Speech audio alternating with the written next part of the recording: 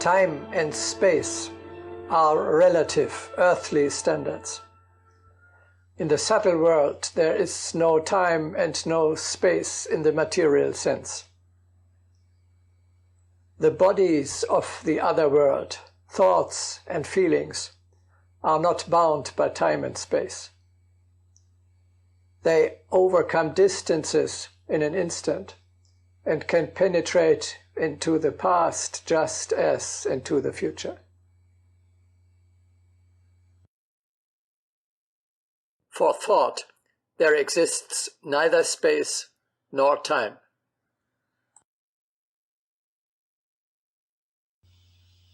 It is obvious that in eternity time does not matter. The earthly concept of time is meaningless for a body made of thoughts, which moves freely in time and is able to participate in past and future events just as well as in present ones.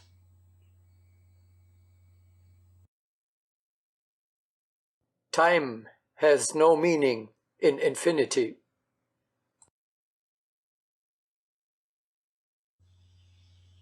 Nor is the earthly concept of space applicable to a body made of thoughts which moves freely in space and can shift by the power of thought in just a moment to any other place.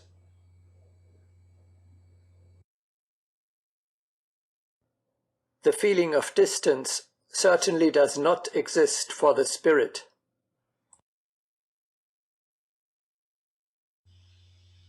This condition is known to you from your dreams, in which long stories are crowded together in moments without time. In dream, your soul lives in the subtle world and overcomes the limitations of time and space. You also know of dreams in which there appear patches from the future. This proves that the earthly concept of time as an absolute, linearly shaped dimension is incorrect. In the timeless, subtle world, you will meet again souls from all eras of world history, including the so-called dead.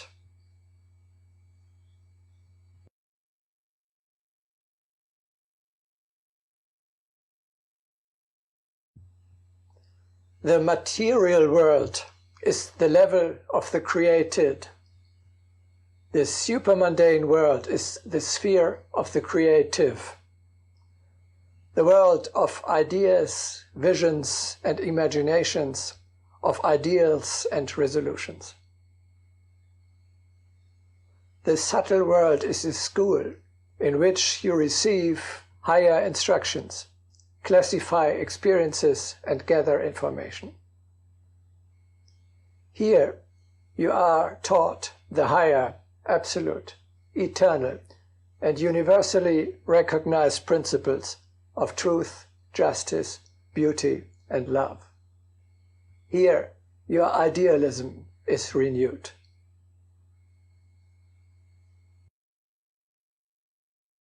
People should recall how they were instructed in the subtle world, how the luminous beings approached them, and how the growth of their consciousness permitted these teachers to come close.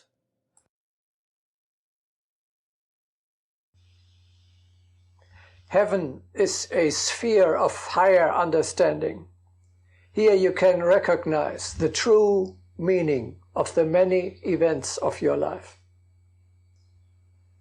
In the supermundane world, the spiritual foundations for your earthly existence are being laid. Here you learn how you can live with dignity and in accordance with the higher principles and with your mission. It is said, courage is developed in the supermundane world. With this firm armor, the hero proceeds in his earthly life.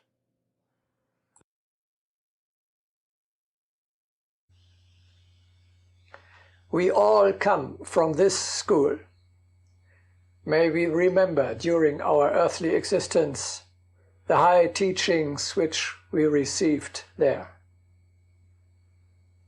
Because of this training, we know very well what is good and right, what is wrong and unworthy, what we have to do and from what we should refrain.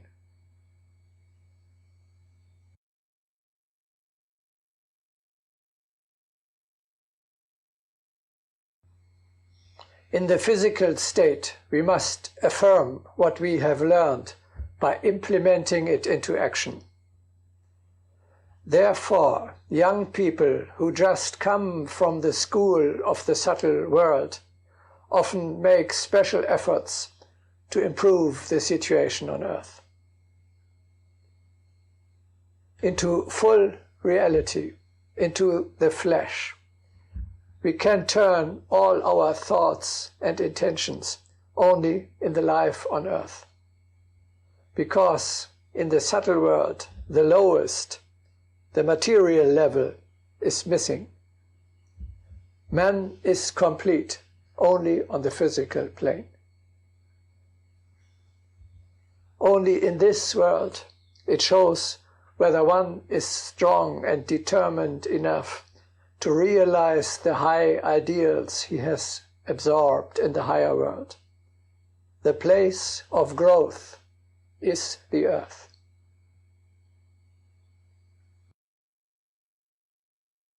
Indeed, it is easy for the spirit to strive upon the higher planes, but the earthly, the lowest pole, is established as the place of decision.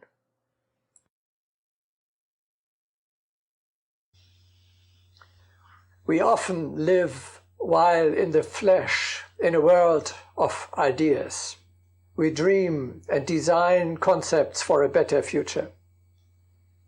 This is relatively easy, but decisive is the implementation against the resistance of matter. The weak-minded enthusiast who thinks, speaks or writes a lot, but does not realize one of his ideas, does not perform the more difficult part of his task, which reads,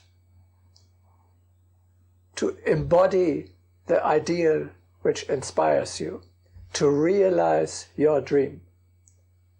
We should not only build castles in the air, but really erect a new world in which the spirit rules. Weak souls try to enjoy as long as possible the amenities of the upper world and to save themselves the troubles of reincarnation. The strong, in contrast, long for trials, probations, and new tasks. They know that they must go down again and again to the undignified, joyless, and restless earthly plane, until their and its salvation is achieved.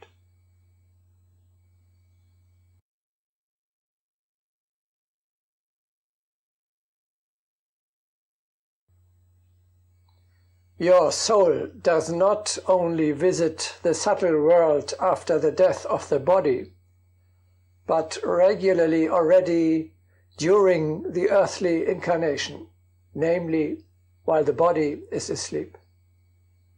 In this respect, it is rightly said that sleep is the brother of death. Most people are not even aware of the fact that they are spending, even on earth, almost half of their lives in the higher world. Sleep is more than just resting. Sleep is more important than food. Men can get along without food for quite some time, but not without sleep. This proves the vital importance of the higher connection. In it, we renew our spiritual strength.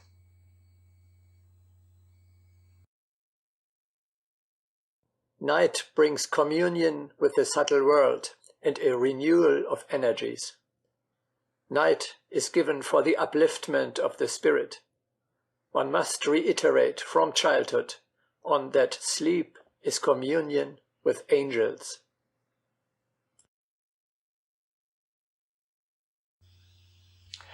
We cannot remember our stay on the higher level because the difference of vibrations of the two spheres is too large. However, with increasing expansion of consciousness, man will stop dreaming chaotically. He will learn to live as consciously and to act as purposefully in the other world as on earth.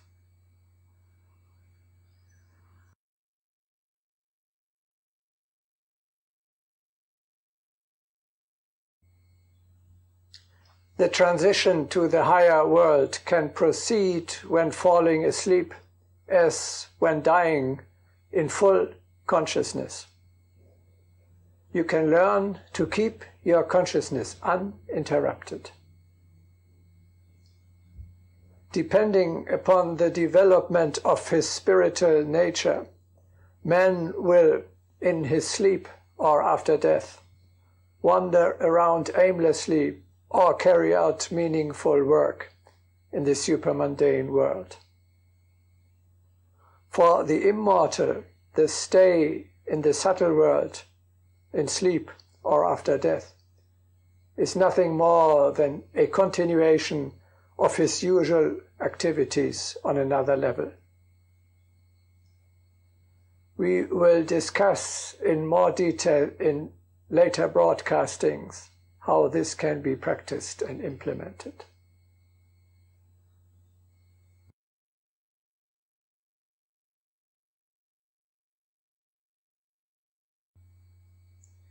We now come to a point that is crucial for the new understanding of the world beyond. The supermundane world is a level of higher justice. The invisible world is a higher world exactly because, unlike on earth, the higher principles, truth, justice, beauty, and love, actually rule life there. This means the spiritual world is divided into many higher and lower spheres. These are conventionally pretty grossly called heaven and hell. A level of higher justice means further, the souls are separated more clearly there than on earth. According to the law of correspondence, everyone reaches the sphere that corresponds to the height of his spiritual development. Underestimated geniuses who do not reach the position due to them cannot exist there.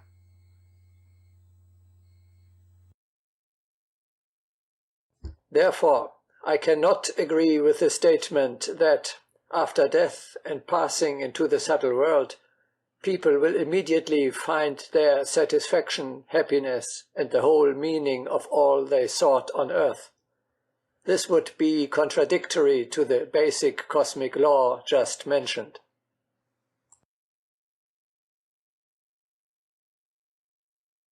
Undoubtedly, those who sincerely seek for the meaning of earthly existence and who strive after the highest ideals will find them there, in full accordance with their striving and thoughts.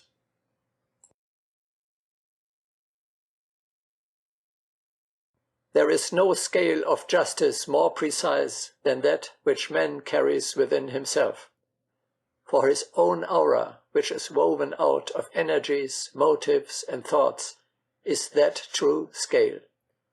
Precisely these energies carry his spirit to the level which he himself has built.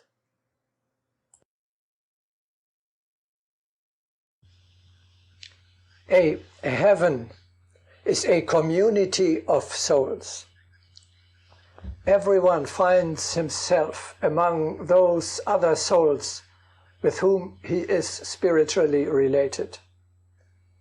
The hopes, joys, wishes, and aspirations of whom he shares. Everyone lives there with his peers, with his true spiritual relatives. Soulmates attract each other beyond the boundaries of time and space. He who has already on earth become a disciple of the Mahatmas and has loyally served the world government will be admitted in the afterlife to this illustrious circle.